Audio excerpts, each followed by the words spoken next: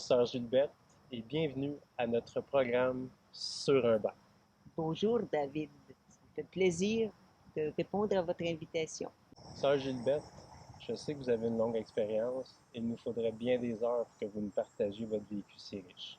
Mais cette période avec nous, même trop brève, sera enrichissante pour ceux et celles qui nous écoutent. Vous êtes religieuse des Sœurs de la Congrégation de Notre-Dame et vous avez été missionnaire dans le nord, dans la région nord du Cameroun pendant plusieurs années, dans le secteur de l'éducation, je crois. Et oui, on m'a demandé pour aller à l'extrême nord Cameroun en 1979. On m'avait demandé d'être directrice de 3 écoles.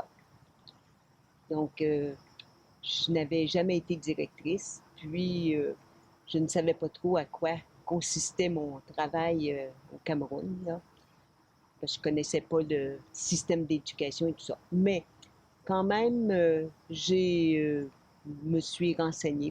Donc, j'allais passer 2 jours ou 3 jours dans ces lieux parce que les maîtres, les enseignants, comme on dit ici, eh bien, ils avaient seulement un certificat de fin d'études primaires. En plus, ils n'avaient pas de diplôme d'enseignement. Donc, je devais les préparer pour obtenir un diplôme d'enseignement. Donc, à vous entendre, j'imagine que les programmes d'éducation au Cameroun sont quand même différents de ce qu'on peut retrouver ici au Québec. Oui, nous essayons d'avoir une école de promotion collective. Donc, c'est-à-dire que les enfants, on insiste beaucoup sur l'apprentissage des valeurs de respect, de solidarité, créativité, intériorité, puis intégrité.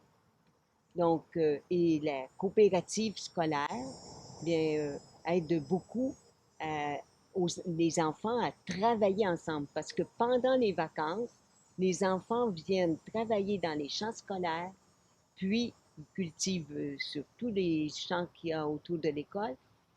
Et au moment de la récolte, ils vendent les produits et là, avec l'argent qu'ils ont, ils paient leurs cotisations. Durant toutes ces années que vous avez passées en Afrique, avez-vous toujours été au même endroit? Non, au début, j'étais à Douvangarde, donc de 1979 jusqu'à 1999. Donc, j'ai fondé 2 autres écoles dans le secteur de Durham. Et ensuite, on m'a demandé d'aller fonder une école à Tchéry. Donc, j'ai continué la formation des maîtres et la formation des directrices. J'ai formé 2 directrices camerounaises.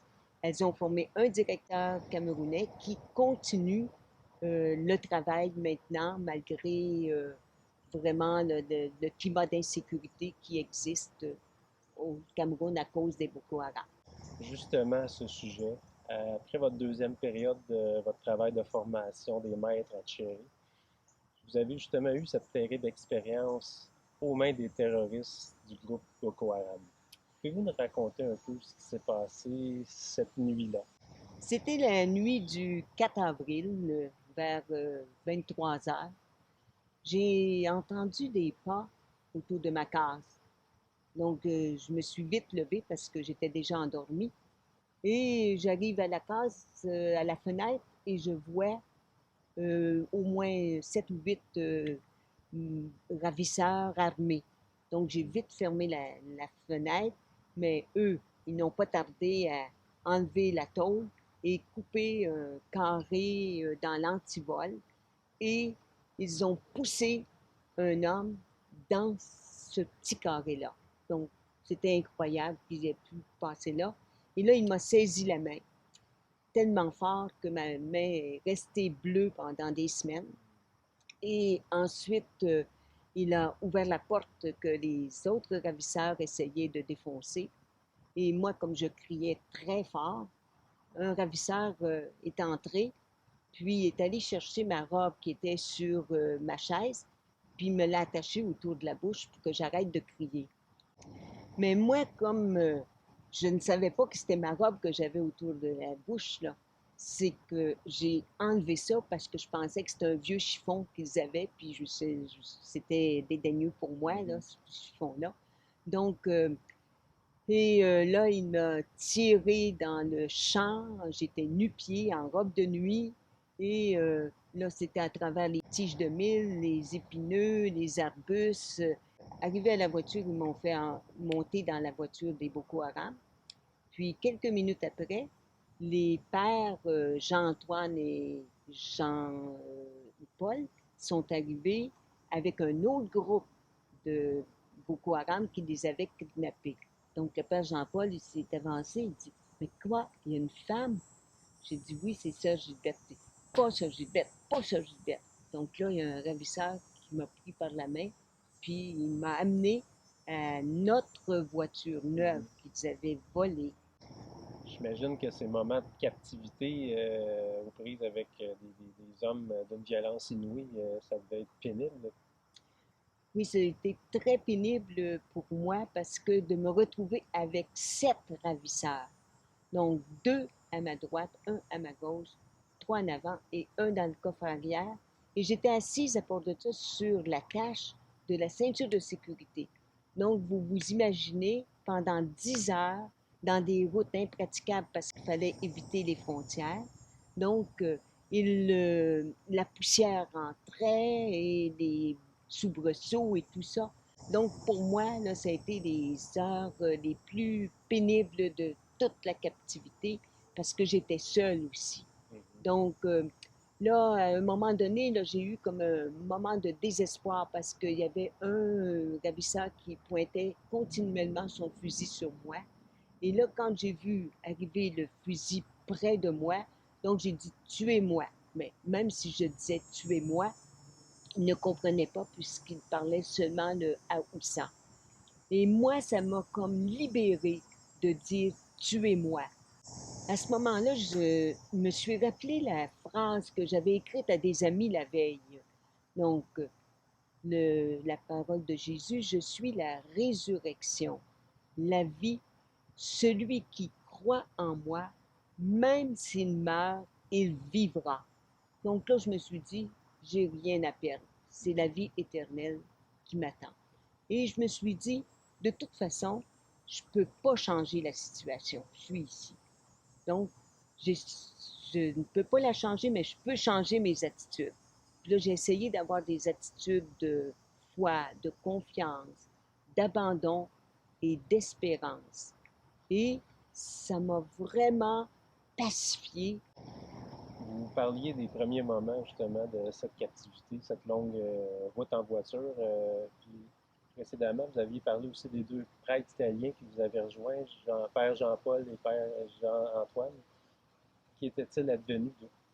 Donc, après 10 heures de trajet, eh bien, les 2 voitures se sont rencontrées. Et les pères m'ont demandé comment j'allais. J'ai dit, j'ai de la difficulté à respirer parce que j'ai trop avalé de poussière. Et là, ils ont demandé aux ravisseurs de leur voiture pour voir si ils acceptaient que je monte dans leur voiture. Et là, ça a été un grand soulagement pour moi d'entrer dans la voiture. Nous avons encore parcouru 2 heures dans les routes impraticables et nous sommes enfin arrivés dans la forêt du Nigeria. Ça a sûrement été une longue et dure épreuve, mais je devine que ça a quand même été une expérience positive pour vous. Là, je voyais que les pères étaient vraiment inquiets. Donc, je leur ai dit, ben moi, pour retrouver ma paix, j'ai pensé que vraiment, on était dans une situation qu'on n'avait pas choisie, qu'on ne pouvait pas la changer, mais qu'on pouvait changer nos attitudes. Donc, on va essayer de vivre ça dans la foi, la confiance, l'abandon, puis l'espérance. Et c'est ainsi que nous avons été capables de vivre vraiment ce manque d'eau, de nourriture, des conditions hygiène nulles et les longues nuits à ne pas beaucoup dormir. Euh, Tout ça, on a trouvé notre force dans la foi et l'espérance qui étaient nourris par la parole de Dieu. Donc, la parole de Dieu, on n'avait pas de Bible là, pour se rappeler la parole de Dieu. Donc, on était obligé, le Père Jean-Antoine, à chaque matin, il nous proposait un texte de l'Évangile de Matthieu, parce que c'était l'Évangile de l'année 2014.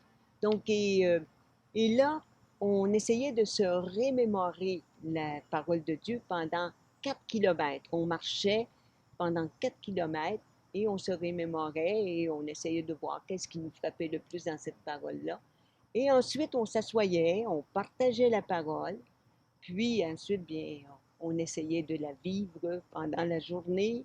Et ça a été pour nous un moment là, très, très, très fort.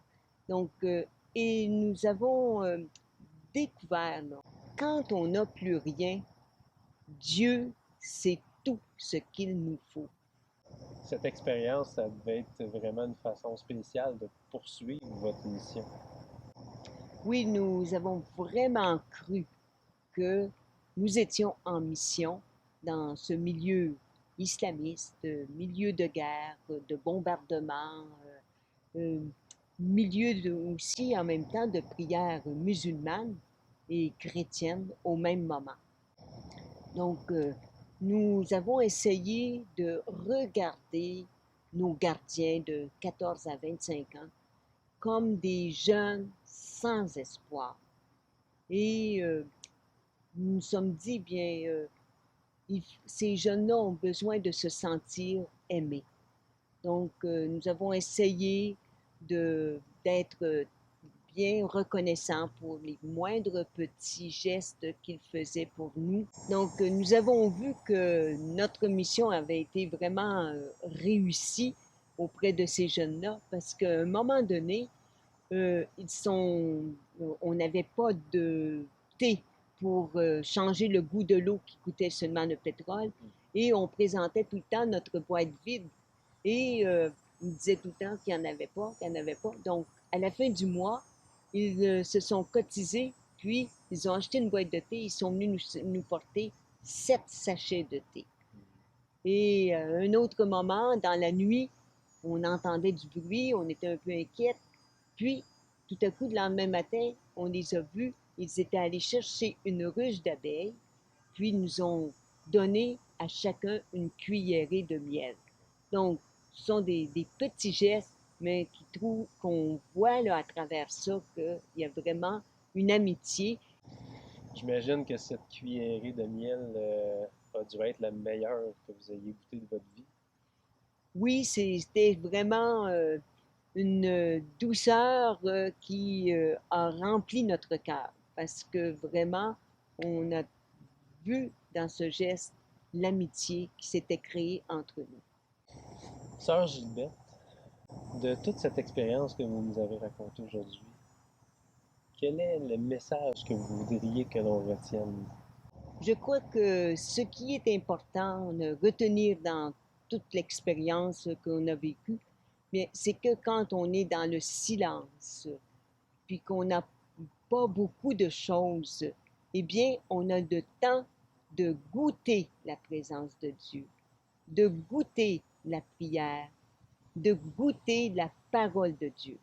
Et je crois qu'aujourd'hui, c'est peut-être ce qui manque le plus à notre monde de surconsommation, notre monde de plaisir et de tout ce que c'est qui peut nous distraire.